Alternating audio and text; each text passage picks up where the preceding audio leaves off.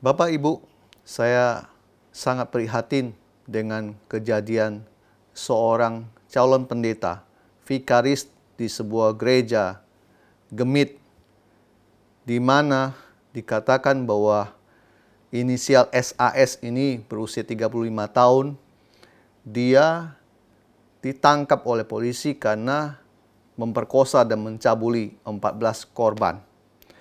Dia adalah warga Kelurahan Kayu Putih, Kecamatan Bobo, daerah Kupang.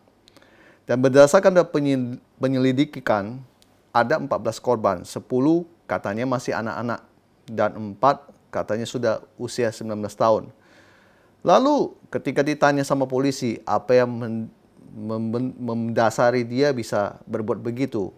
Kata beliau, dia punya trauma di masa lalu di mana dia menjadi korban kekerasan seksual. Bapak dan Ibu, beberapa orang mungkin bertanya, ya ini kan calon pendeta, kok bisa begini? Orang ini sudah ngerti firman, orang ini sudah melayani. Lah, lalu kenapa dia bisa memperkosa orang? Bapak dan Ibu, mungkin Bapak dan Ibu juga tahu ada di luar sana, ada banyak orang yang juga hamba Tuhan, seorang hamba Tuhan, dia pendeta, dia mungkin calon pendeta, atau dia pengerja dan sebagainya, dia bisa terlibat dengan dosa seperti begini. Hanya saja mungkin tidak diekspos, tidak ketahuan. Nah, saya di sini bukan membahas tentang dosanya orang, tapi saya di sini membahas bagaimana dosa ini bisa diatasi. Dan tentunya pertanyaan orang, kenapa bisa memperkosa orang? Saya mau menjawab satu, itu karena ada trauma kekerasan seksual yang mendasari orang itu dari dia kecil. Sehingga terbentuk sebuah pola pemikiran, dia trauma dan dia ada sebuah keinginan untuk melakukannya pada orang lain. Yang kedua, hal yang mendasari orang bisa sampai memperkosa adalah suka mengkonsumsi video porno. Sekarang kita kalau mau cari video porno, itu ada di mana-mana, di HP dan sebagainya. Bahkan banyak orang-orang yang memang mau populer, dia sengaja dia bikin video porno supaya dia ngetop. Dan ketika orang banyak menonton video porno, mau dia hamba Tuhan atau siapapun, dan dia nggak ada penyalurannya, maaf kata, artinya dia belum berkeluarga ataupun dia masih single. Dan disinilah problemnya. Dan itu dosa akan terus meningkat dalam hidupnya, membentuk sebuah hasrat yang sangat kuat, sehingga dia butuh sebuah penyaluran atau pelampiasan. Dan sebagian ada yang melakukan onani, sebagian lagi mencoba-coba untuk melakukan pemerkosaan dan lain sebagainya. Nah, inilah yang terjadi, Bapak dan Ibu. Banyak orang tidak menyadari bahwa bahaya dari menonton video porno ini bisa merusak kehidupan seseorang. Nah, yang ketiga, begini. Namanya laki-laki, ada sebuah peningkatan hormon di usia dia sekitar 20 tahun sampai 35 tahun. Itu hormon itu terus meningkat. Dan saya mau bilang begini, Bapak dan Ibu.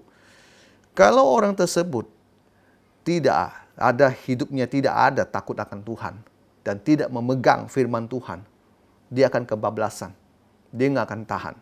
Makanya beberapa orang tertentu, kita menyarankan bahwa di usia begini, kalau sudah cukup untuk memulai kehidupan berkeluarga, saya hamba Tuhan menyarankan orang tersebut untuk berkeluarga daripada dia jatuh dalam dosa seksual. Bapak dan Ibu, kasus yang kayak begini tidak bisa diselesaikan dengan berdoa. Sekali lagi, Anda boleh menemukan kasus begini tidak bisa diselesaikan dengan doa. Banyak orang yang sekolah Alkitab dan sekolah teologi bertahun-tahun pun selama dididik tidak menjamin bahwa orang itu bisa hidup kudus. Disinilah kita menyadari bahwa setiap orang yang ada masalah seperti begini butuh namanya doa pelepasan dan pemulihan. Bapak dan Ibu bisa menemukan fakta bahwa ini calon pendeta, vikaris. Tentunya dia akan terus berhubungan yang namanya dengan pelayanan dan firman Tuhan.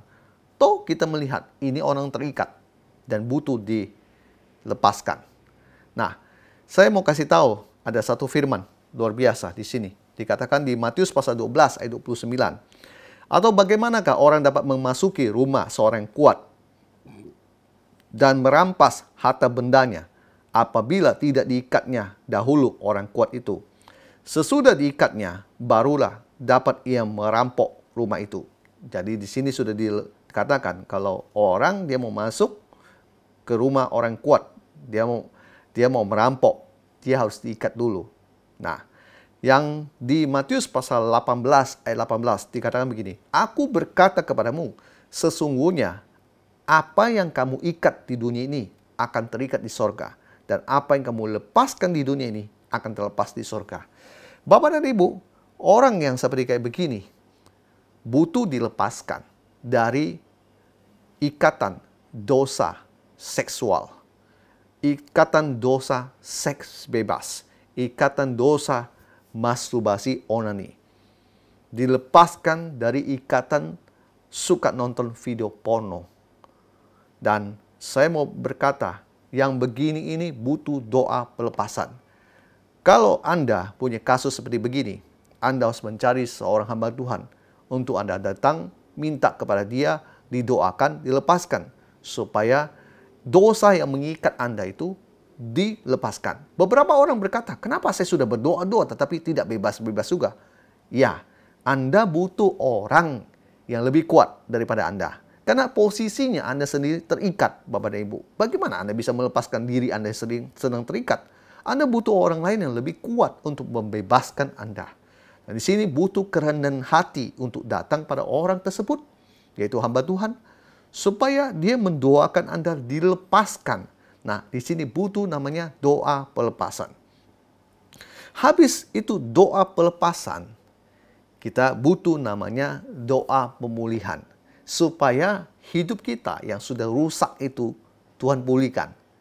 Dengan arti semua memori-memori yang sudah rusak itu dipulihkan. Supaya kita menjadi manusia normal kembali. Nah, saya mau berkata, ini yang harus Bapak dan Ibu miliki dalam mengatasi dosa-dosa seperti begini. Nah, doa saya begini, semakin banyak orang memahami bahwa sekolah teologi, sekolah Alkitab tidak menjamin Anda bisa bebas dari semua ini. Tetapi ketika Anda dalam kondisi begini, yang Anda butuhkan adalah Tuhan Yesus yang bisa melepaskan Anda. Cari orang yang bisa untuk mendoakan Anda, yang mengerti tentang pelayanan doa pelepasan, yang mengerti tentang bagaimana caranya doa pemulihan. Kita di sini bukan berbicara ini ajaran sesat atau apapun, tetapi ini adalah fakta. Banyak orang yang sudah saya layani dan saya boleh melihat bahwa bertahun-tahun mereka hidup begini sampai mereka bertemu dengan doa pelayanan doa pelepasan dan doa pemulihan dan hidupnya berubah drastis. Saya menemukan memang Tuhan berkuasa, firman-Nya berkuasa. Kadang kita yang tidak mengerti bagaimana cara untuk melakukannya. Doa saya kepada Bapak dan Ibu, maju terus di dalam Tuhan. Teruslah hidup dalam kekudusan. Di luar sana banyak dosa.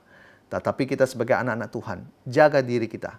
Jangan sampai kita tercemar dengan dosa-dosa, termasuk dosa seksual. Tuhan Yesus memberkati kita semuanya. Haleluya. Puji nama Tuhan. Amin.